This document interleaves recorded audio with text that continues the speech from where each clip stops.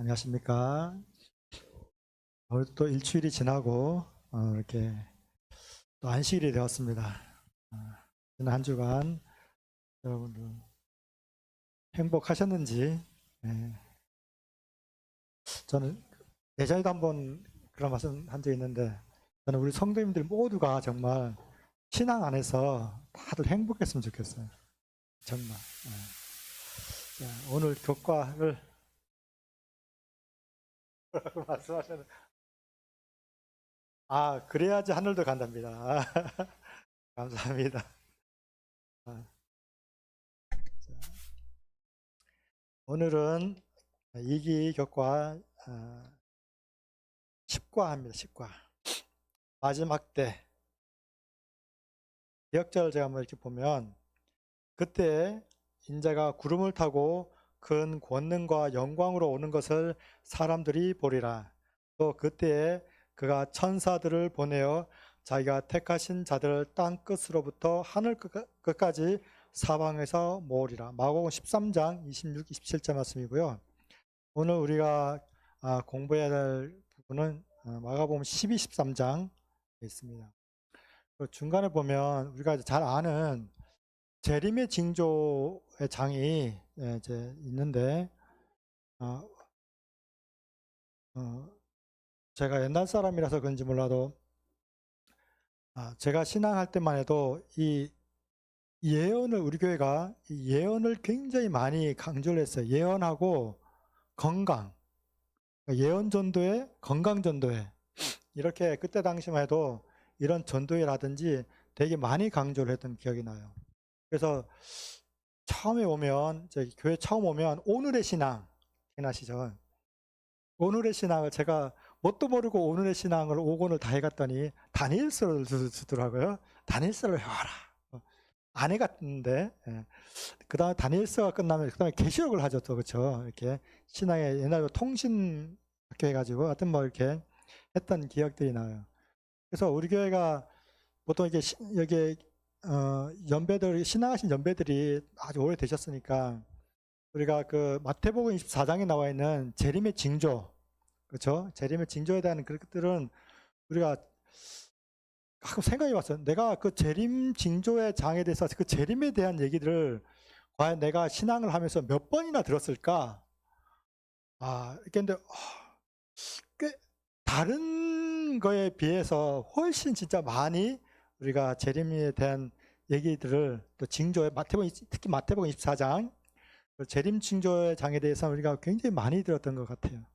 그렇죠. 요즘도 뭐 그냥 제가 방송은 안 들어봤지만 아마 재림마을 같은 데 들어가면 그런 것에 대한 그 예언에 대한 뭐 이런 것들은 아마 많이 나와 있을 것 같다는 생각이 들더라고요. 제가 오늘은 마태복음 24장, 뭐 이런 마가복음 10장, 14장에 나와 있는 그 재림에 대한 얘기는 조금 빼고 다른 방향으로 제가 오늘 교과를 좀 해볼까 합니다. 먼저 어디를 보시냐면 요한복음 2장 13절을 좀 보도록 하겠습니다.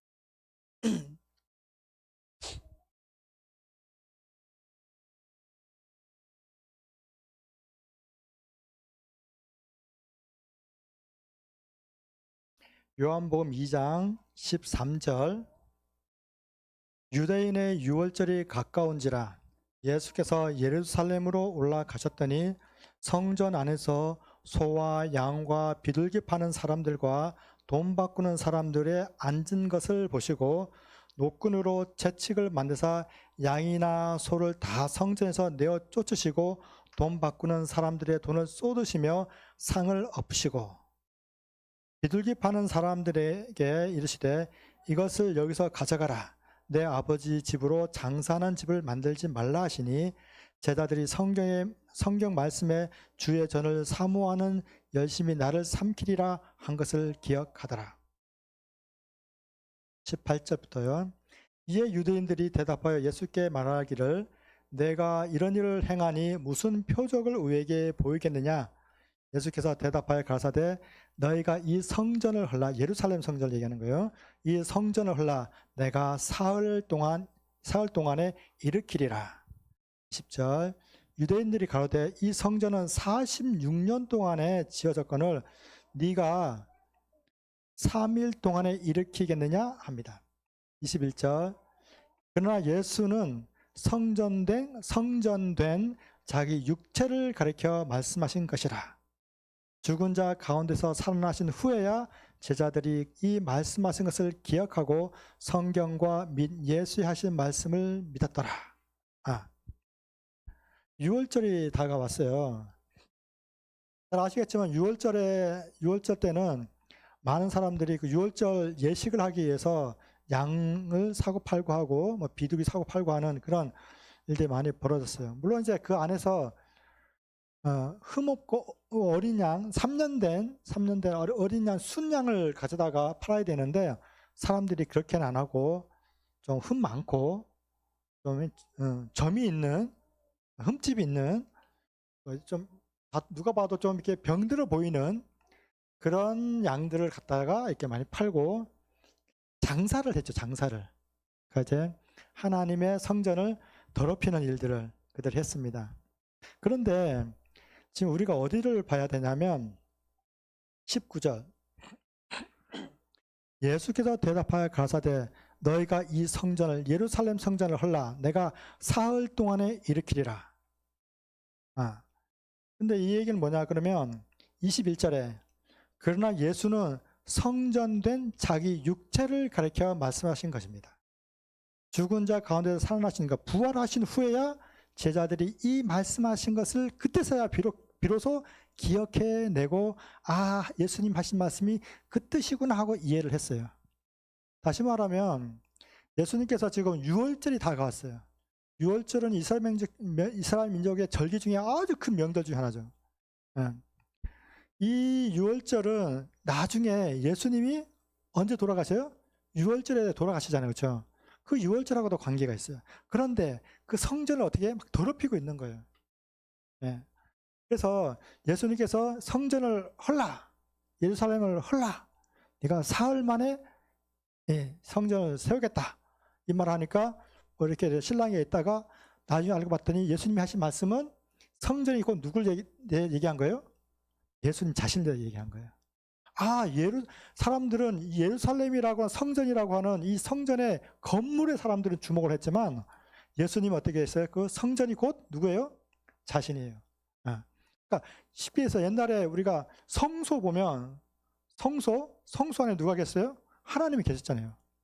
그러니까 이 성전 안에 예루살렘 성전 안에 누가 계시는 것과 똑같아요? 하나님이 계시는 것과 똑같은 거예요. 그러니까 다시 말하면 이 예루살렘 성전이라고 하는 것은 단순히 건물로서의 예루살렘 성전을 얘기하는 것도 있지만 그러나 그것이 누굴 가리키기도 해요? 예수님, 하나님의 거하는 곳, 예수님, 육체를 나타내기도 합니다. 다시 이제 우리가 마가복음으로 또 가보도록 하겠습니다. 이제 오늘 우리가 마가복음을 공부해야 되는 거니까 마가복음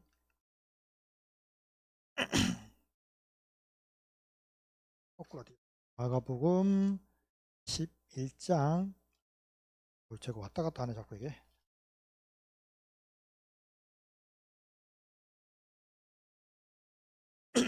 저번 시간에 우리가 공부했던 것처럼 마가복음 11장 1절에 예수님께서 감람산으로 오시고 새끼 새끼 나귀를 타고 감람산에 오시고 예루살렘에 오시는 장면이 나오잖아요. 그렇죠? 그것은 이제 왕으로서 나중에 마지막 때 예수님께서 왕으로 감람산에 오실 것을 예표하는 장면이긴 했습니다. 그러고 나서 이제 감람산에서 나오셔가지고 어디를 가시냐면 이제 나오면서 저번에 했던 것처럼 무화과나무 사건이 있어요. 근데 무화과나무 사건 사이에 그 무화과나무 사건이 12절부터 14절, 그 다음에 20절부터 25절까지 있는데 요 15절부터 19절, 18절까지 다시 한번 예수님이 예루살렘에 가시는 장면이 다시 나옵니다. 그러니까 무화과나무 사건 그 사이에 예루살렘 사건이 들어가요. 15절, 11장 15절. 저희가 예루살렘에 들어가니라. 예수께서 성전에 들어가서 성전 안에서 매매하는 자들을 내어 쫓으시며 돈 바꾸는 자들의 상과 비둘기 파는 자들의 의자를 둘러 엎으시며 이렇게 얘기하는 거니까 저번에 요한복음 2장에 읽었던 내용이랑 똑같잖아요. 그렇죠? 같은 사건인가? 라고 생각하지만 다른 사건입니다. 그때도 유월절을 앞두고 있었고, 지금도 이게 지금 저번에 말씀드렸지만 이게 예수님 고난주간이라고 그랬잖아요. 그렇죠? 고난주간 첫째 날, 그러니까 그 다음 둘째 날이 되는 거죠. 고난주간 둘째 날. 그래서 예수님께서 다시 예루살렘에 또 들어갑니다. 또 들어가서 그때 요한복음에서 읽었던 그와 같은 성전을 정결케 하는 일이 또 발생을 합니다. 언제요? 이게 유월절을 앞두고. 유월절을 앞두고. 다시 한번 읽어보면 15절에 저희가 예수님과 제자들입니다. 예루살렘에 들어가니라.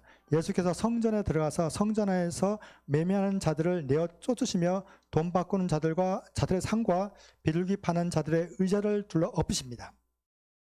16절 아무나 기구를 가지고 성전 안으로 지나다님을 허락지 아니하시고 17절 이에 가르쳐 이르시되 기록된 바 내 집은 만민의 기도하는 집이라 칭함을 받으리라고 하지 아니하였느냐 너희는 강도의 구려를 만들었도다 하시매 대제사장들과 서기관들이 듣고 예수를 어떻게 멸할까 하고 꾀하니 이는 무리가 다 그의 교훈을 기이 여김으로 그를 두려워함이라라. 요한복음에 읽었던 내용하고 똑같아요. 똑같아요. 언제요? 유월절을 앞두고. 이 성전은 누굴 나타낸다 그랬어요? 예수님을 나타낸다 그랬죠. 예수님께서 뭘 지금 하시냐 그러면 악인들, 죄를 짓고 있는 사람들, 악인들을 이 성전, 거룩한 성전 하나님의 전에서 내어 쫓으시는 그런 일을 하십니다. 그리고 나서 이제 우리가 이제 12장으로 가야 되거든요. 12장으로 가면 어디를 가시냐면 12장 13장 가겠습니다. 13장 1절 예수께서 성전에서 나가실 때, 성전은 예루살렘 성전입니다. 예수께서 성전에서 나가실 때 제자들 중 하나가 가로되 선생님이여 보소서 이 돌들이 어떠하며 이 건물들이 어떠하리이까 예수께서 이르시되 내가 이 큰 건물들을 보느냐 돌 하나도 돌 위에 남지 않고 다 무너뜨려지리라 하시니라. 이때는 사람들이 주위에 많았어요. 주위에 사람들이 많았는데 대부분 많은 사람들 앞에서 예수님께서 그러니까 제자들이 돌을 탁 만지면서 치면서 이 성전 멋있죠? 이 성전 굉장하거든요. 한번 보세요, 예수님. 정말 멋있는 성전이에요. 라고 좀 자랑 삼아 이 성전 정말 대단한 성전이거든요. 이렇게 말을 한 거예요. 그러니까 예수님께서 이 성전이 대단해 보이냐? 이 성전이 예루살렘 성전이 돌 위에 돌 하나도 남지 아니하고 다 무너뜨릴 거라 얘기를 합니다. 그리고 나서 이거는 이제 많은 사람들 앞에서 얘기를 한 거예요. 그리고 나서 3절에 예수께서 감람산에 다시 오릅니다. 감람산에 올라서 이제 얘기합니다. 성전을 마주 대하여 앉으셨을 때 베드로와 야고보와 요한과 안드레가 종용이 묻습니다.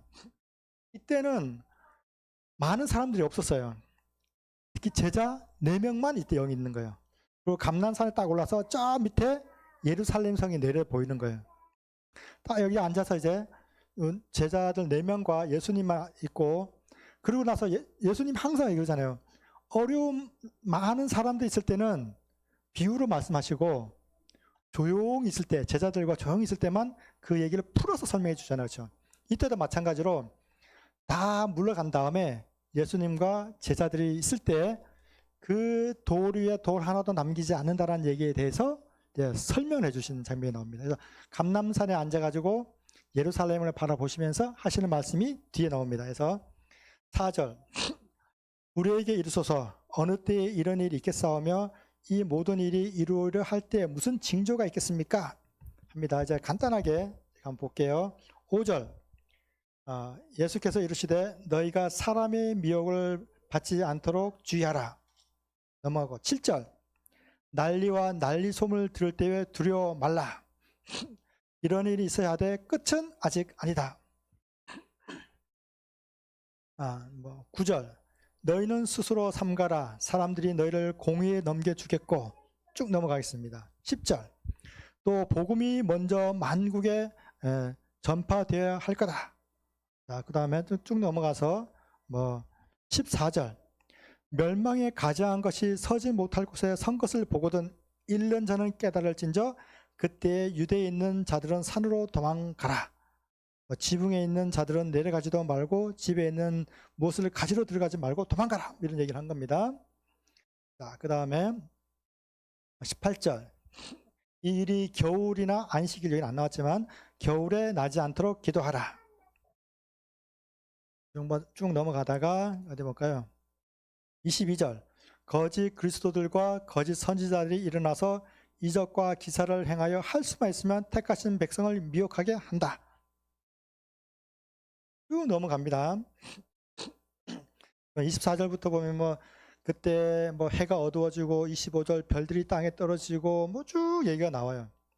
그러면서 마지막에 28절부터 예수님께서 진짜 하고 싶은 얘기를 합니다. 28절부터.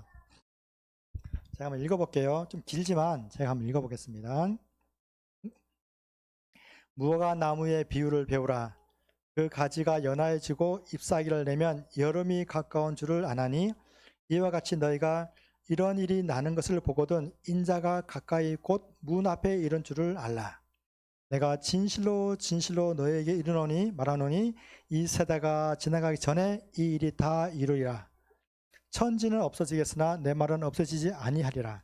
그러나 그 날과 그때는 아무도 모르나니 하늘에 있는 천사들도 아들도 모르고 아버지만 아시느니라. 자, 33절. 주의하라.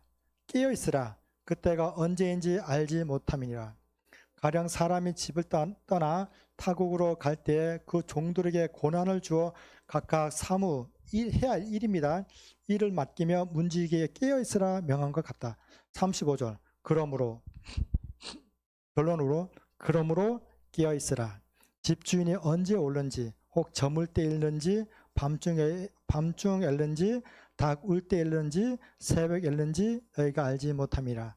그가 호련히 와서 너희가 자는 것을 보지 않도록 하라. 37절. 깨어있으라.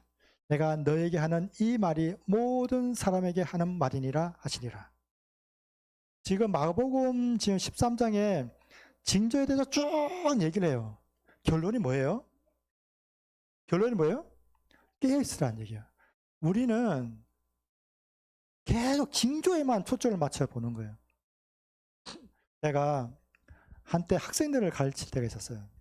근데 고등학생들 수능할 때 제가 수능 문제 풀면 푸는 요령을 좀 가르쳐요. 어떻게 그 요령이 어떤 게 있냐면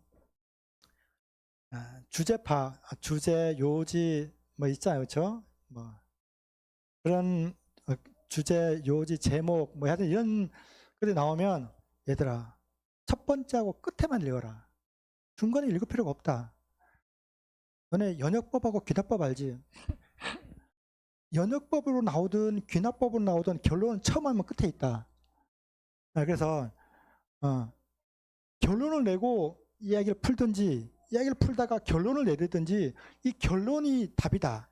중간에 중간에 건 다 얘다. 결론을 하기 위한 다 얘다. 얘는 읽을 필요가 없다. 첫 번째하고 마지막을 읽어서 이해가 안 되는 문제는 다 읽어도 못 푼다. 어차피 첫 번째하고 마지막만 읽어라. 그게 문제. 그게 첫 번째 요령이 하나요. 마찬가지예요. 우리가 율법 얘기를 많이 하잖아요. 율법은 몽학 선생이니, 그렇죠? 다 율법을 통해서 이 우리를 어디로 인도하게 만들어요? 예수께로 인도하게 만드는 거예요. 예수님께서 재림의 징조를 줬어요. 재림의 징조를 통해서 어디로 가게끔 하냐면 얘들아 징조를 보거든 너희가 징조에만 머물러 있는 게 아니라 깨어 있으라고. 깨어 있어야 된단다. 그래서 실제로 AD 70년에 예루살렘 성이 실제로 망하죠. 그렇죠? 실제로 멸망합니다. 근데 우리가 보면 뭘 있냐면 14절 보면 여기 14절에 보면 멸망에 가증한 것이 서지 못할 것을 선 것을 보거든 도망하라 그렇게 돼 있어요.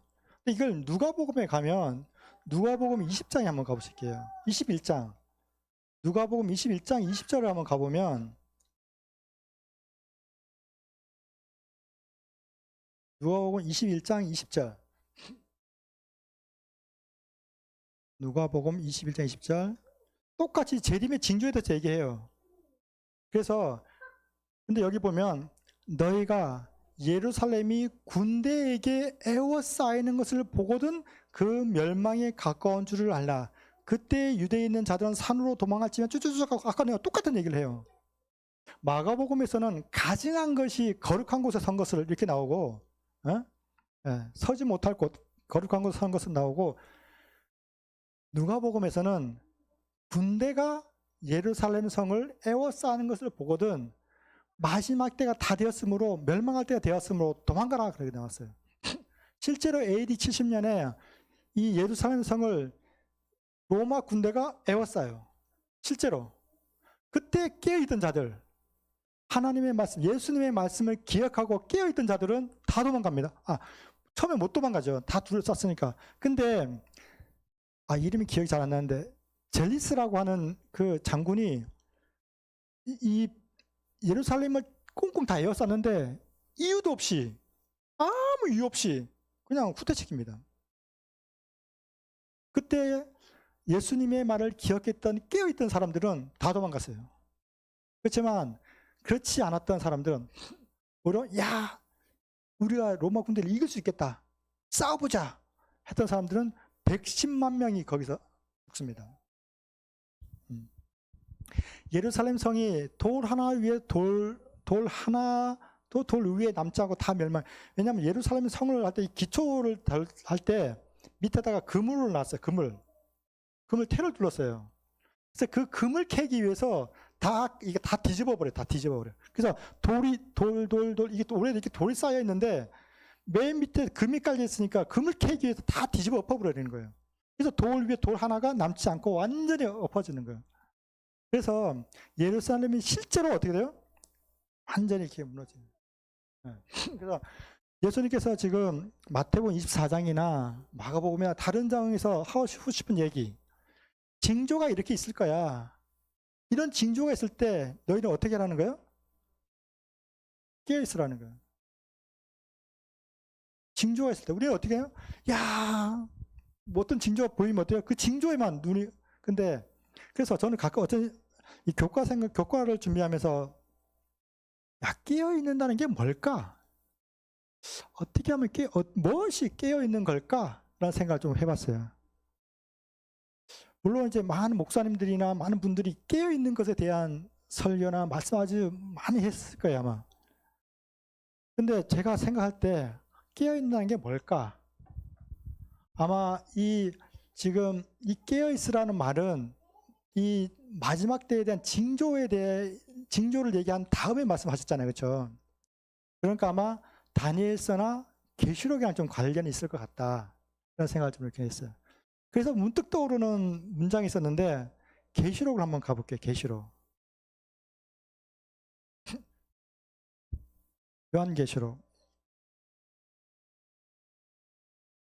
요한계시록 3장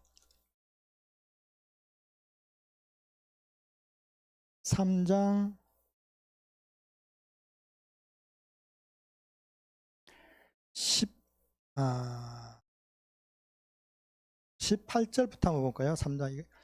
14절을 한번 보면 3장 14절 보면 라오디게아 교회의 사자에게 편지하기를 이렇게 나와서 이 얘기가 지금 얘기는 마지막 시대를 나타내는 라오디게아 교회에 보내는 편지입니다.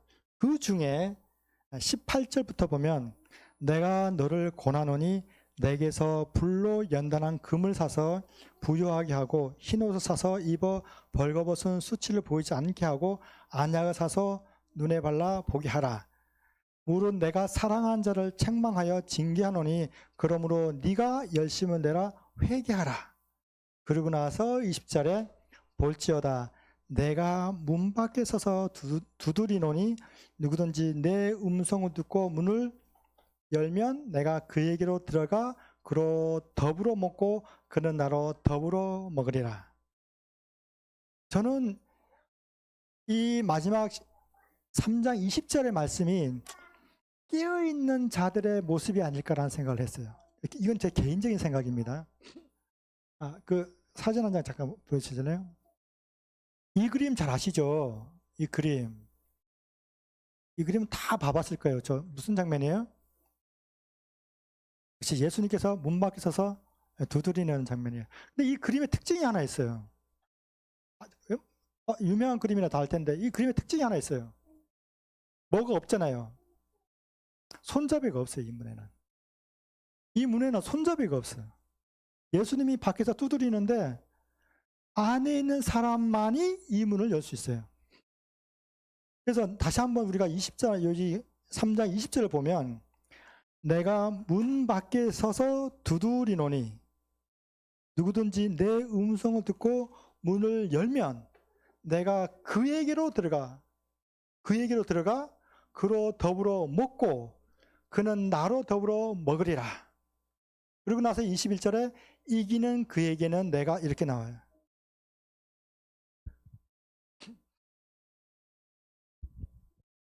깨어있다는 것은 우리가 예수님의 정확한 의도를 모르겠죠. 무슨 말씀으로 하셨는지는. 단 징조 얘기를 하다가 마지막에 그러므로 깨어있으라 그랬으니 아마 마지막 때 해야 되는 얘기일 것 같아요. 근데 그 얘기를 읽어보면 아까 마가복음 그 13장에 읽어보면 우리가 저번에 목사님이 설교하신 열처녀의 비유가 떠올라요. 실은요. 그렇죠? 열처녀의 비유가 떠올라서 우리가 그 기름을 가지고 정말 예수님을 신랑을 기다리는 그런 모습이 필요한 건 사실입니다. 그런데 제가 오늘 하고 싶은 얘기는 그런 거는 우리가 많이 들었으니까 놔두고 저는 아까 그 그림에 대해서 얘기를 하고 싶어요. 뭐가 없다고요? 손잡이가 없는 거예요. 예수님 밖에서 문 밖에서 똑똑 두드리는 거예요. 누가 열어줘야 돼요? 내가 열어줘야 되는 거예요. 내가 열어주면 누가 들어와요? 예수님이 나에게로 들어온다고 했어요. 예수님이 집으로 들어오는 게 아니고 내가 그에게 들어가라고 됐어요. 내가 그에게로 들어가. 그 문은 누구의 문이에요? 내 마음의 문이에요. 내 마음의 문. 예수님이 어디로 들어와요? 내 안에 들어와서 그가 나로 더불어 먹고 나도 먹고, 내가 슬퍼하면 예수님도 슬퍼하고, 내가 기쁘면 예수님도 기뻐하고, 예수님이 이러이러한 가르침을 주면 내가 그것을 받아 먹을 수 있고, 그래서 내가 항상 예수와 더불어 같이 동고동락하고 사니까 어때요? 그런 징조들도 내가 이해가 되는 거고, 어떤 길들이 예수님의 가르침이 떠오르고 깨닫게 되는 것이고, 그런 사람들이 21절에 그런 사람들이 바로 이기는 자들이라고. 그래서 우리는, 저는 이제 조금 저는 다니엘서나 계시록을 보면서 예전에 우리 교회가 항상 이 징조, 예언 이런 데 많이 머물러 있잖아요, 솔직히. 근데 하나님은, 특히 요한은, 만약에 요한계시록을 사도 바울이 썼으면 어떻게 썼을 것 같아요? 굉장히 논리적이고 합리적이고 1+1은 2야 딱 떨어지는 이런 식으로 사도 바울은 썼을 거예요, 아마. 근데 사랑의 사도 요한복음과 요한 1, 2, 3서를 기록한 요한은 요한계시록을 그렇게 쓰지 않았어요. 요한계시록에는 징조와 재앙과 어떤 전쟁과 이런 그런 무서운 얘기들이 굉장히 많이 나와요. 그렇죠?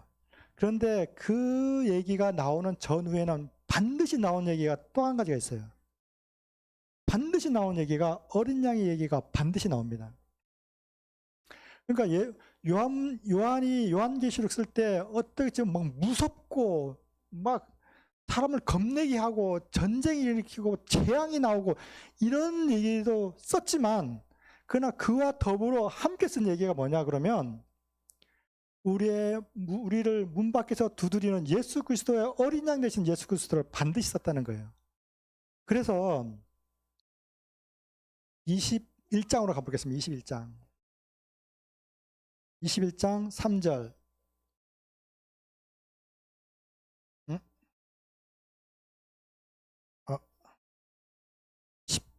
10절을 먼저 보셔야겠네요.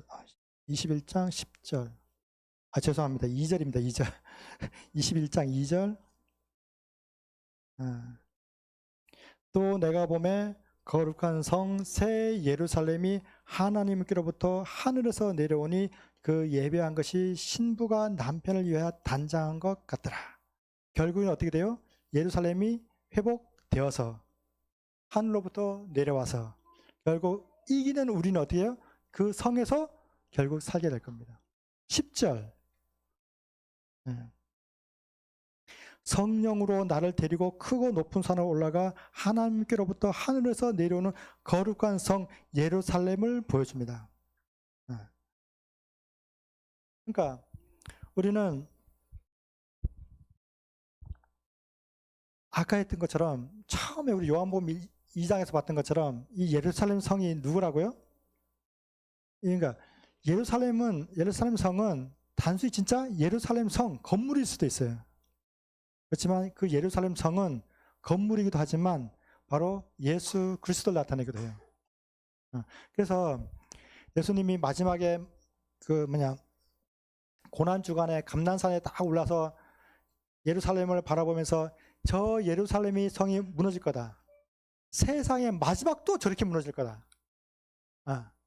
그 예루살렘 성이 무너진다는 것은 뭘 의미해요? 예수님이 죽는다는 걸 의미하는 거예요. 예루살렘 성이 돌 위에 돌 하나도 남김없이 완전히 황폐, 완전히 무너지는 거예요. 그것처럼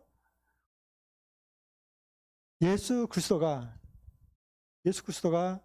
우리의 죄라는 것 때문에 완전히 무너지는 거예요. 완전히.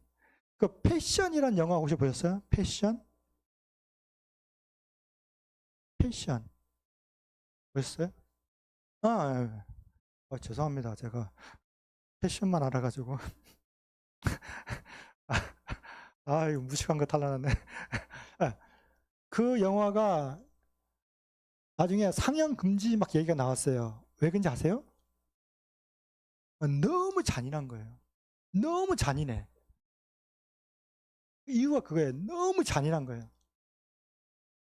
사람이 우리가 흔히 알고 있는 예수 그리스도가 뭐 가시못에 가시 면류관에 이렇게 그런 상상을 초월할 정도로 잔인해요. 근데 예수님이 그렇게 돌아가신 거예요. 예루살렘 성이 완전히 없어지는 것처럼. 근데 결국은 어떻게 해요? 예수님이 부활하시는 거예요. 결국에는 예루살렘이 어떻게 돼요? 예루살렘 성이 하늘에서 복음돼서 그 성이 내려오는 거예요. 우리의 소망이 어디에 있어요? 우리 소망이 예수 그리스도께 있고 우리의 소망이 하늘 예루살렘 성에 있는 거예요. 우리 삶이 하루하루가 피곤하고 힘들어요. 저도 오늘 굉장히 피곤해요. 근데 우리가 희망을 갖고 사는 건 뭘 갖고 사요? 나에게 예수 그리스도가 있기 때문에 내가 사는 거예요. 나에게 하늘 예루살렘 성이 있기 때문에 내가 오늘 사는 거예요. 내가 문을 열면 예수님이 나한테 들어오신대요. 그러면 예수님이 나와 함께 먹고 산대요. 그러면 내가 깨어있는 자가 되고 내가 이기는 자가 된다는 거예요. 요한은 우리에게 무서운 미래를, 전쟁을, 재앙을 얘기하고 싶지 않은 게 아니에요. 그렇다 할지라도 그 속에 나타나 있는 예수 그리스도를 어린 양을 우리에게 소개시키고 싶은 거예요. 그래서 마지막에 있을 새하늘과 새 땅, 이 새 예루살렘 성을 우리에게 소개시켜주고 싶은 거예요.